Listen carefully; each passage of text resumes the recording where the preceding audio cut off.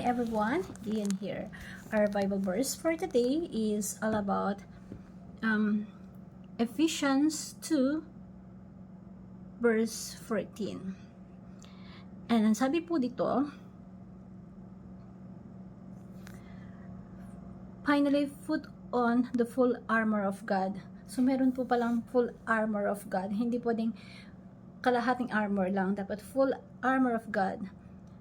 So that you can take against the devil's schemes. Ang pakana, merong pakikipagdigma sa atin para mapabagsak tayo, para sirain tayo, para wasakin yung magandang plano ng Diyos sa ating mga buhay.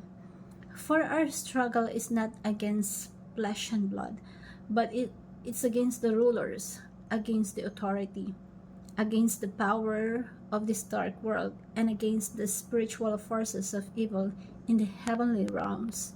Therefore, put on the full armor of God, so that when the day evil comes, you will stand the ground and done everything to stand. Sa Tagalog, bilang pagwawakas, magpakatibay kayo sa kalakasan mula sa Panginoon at sa kanyang dakilang kapangyarihan. Isuot ninyo ang kanyang buong kasuotan ng pandigma na kaloob ng Diyos upang mapaglabanan nyo ang mga pakana ng dyablo, sapagkat hindi tayo nakikipaglaban sa mga tao. So ang laban natin hindi sa mga tao, kundi sa mga pinuno, sa mga may kapangyarihan, sa mga tagapamahala ng kadalimang umiiral sa sanlibutan ito, sa mga hukbong spiritual ng kasamaan sa himpapawid. Gamitin natin ang armor, yung kasuotang pandigma mula sa Diyos, naway makakatayo tayo sa pagdidigmang labanan laban sa masama at maging matatag tayo, nakatayo. So itong series na to is more on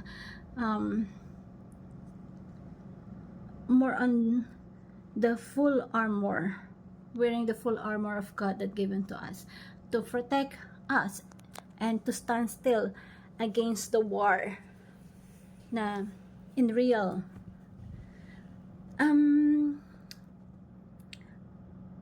Sabi nga dito sa verse na to, stand firm then, with a belt of truth buckled around your waist, with the best armor. Kumbaga parang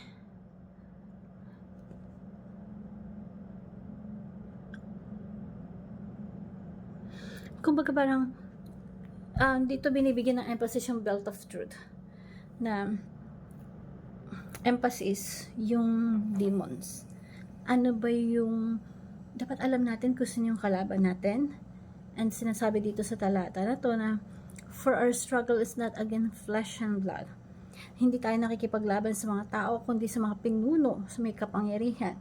Ibig sabihin, yung binabanggit dito is rulers, authorities, spiritual forces of evil in the heavenly realm. So sa spiritual na dimension. So ibig sabihin, kung merong rulers and authority na kampo ng dyablo is, kumbaga, imperyo ni Satanas, ito pala ay organized. That's why tinatawag din itong kingdom. Sabi ni Jesus Christ na sa sulat ni Matthew, na si Satanas merong kingdom, at yung kingdom ni Satanas hindi yung divided. Kasi kung divided yung kingdom ni Satanas, hindi makakatayo, sabi ni Jesus Christ. Ibig sabihin, organized yung kingdom ni Satan. So ang pakikipagdigma natin is against rulers and authorities, against the power of the dark world and the spiritual forces of even in the heavenly realms. At yung mga kaaway natin sa dimension ng spiritual dimension or heavenly realms, sila po ay mga demons.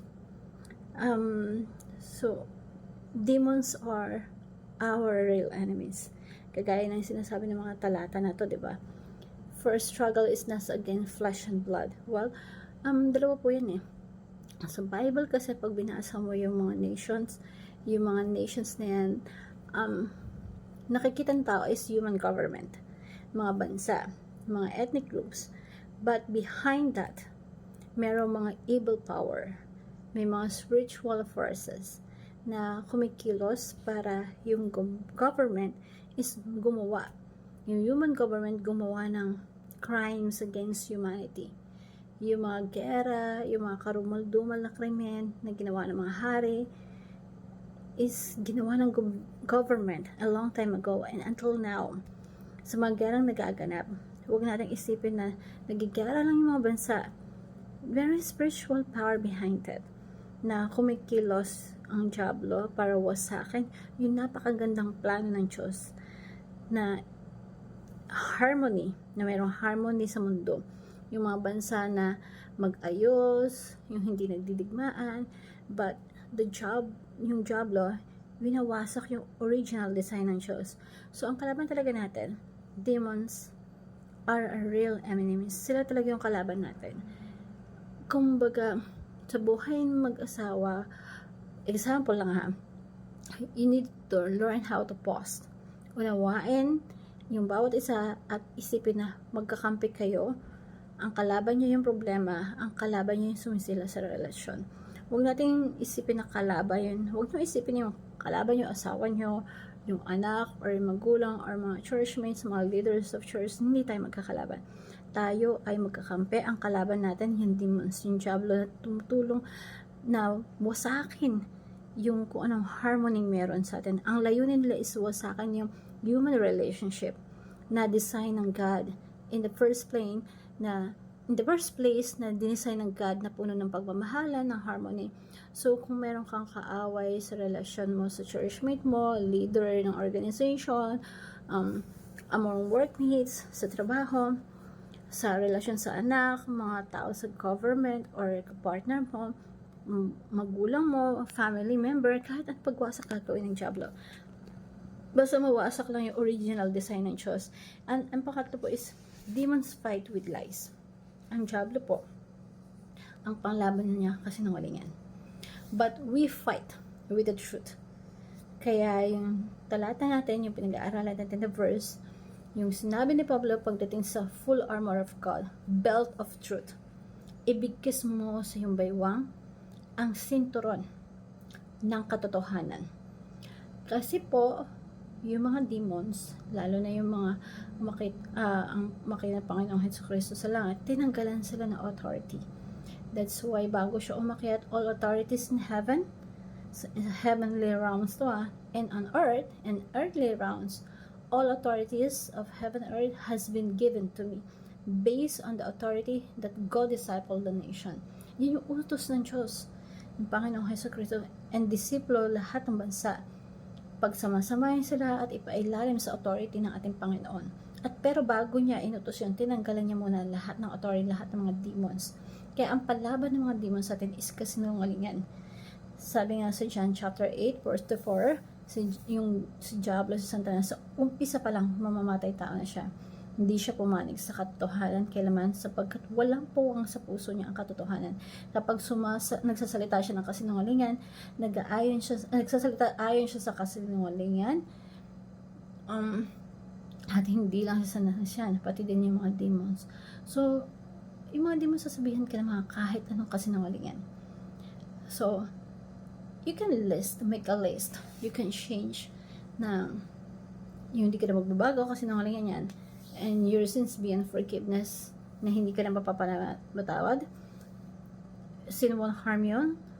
Na sige, gawin mo lang. Diba? Sinasabi niya, balik lang yung kasalanan. Kung mapapasa niya, you can do it on your own. Na kaya mo yan kahit walang Diyos. No. Not that. You are good enough? No. Ikaw ay mabuti, you don't need God? No, that's not true. Ito yung mga list na kasinungalingan. No? So, doesn't love you because you are sinners. That is another kasinungalingan. So, there is no hope. Walang kasinungalingan yun lahat. Kasinungalingan ng diablo, lahat yan. Success is all you need to be happy. Kailangan mo lang ba maging masaya? Kailangan mo maging successful para maging masaya sa iyong buhay? No, that's a lie. All relations need to God. Pare-parehas po yan patungo sa Diyos. At kasinungalingan ng diablo yan. You have plenty of time. Marami ka pang panahon, kapatid. That's just a lie. So, maraming kasinungalingan na ino-offer sa atin ng mundo sa ibabaw nito. But put the armor of God to protect you.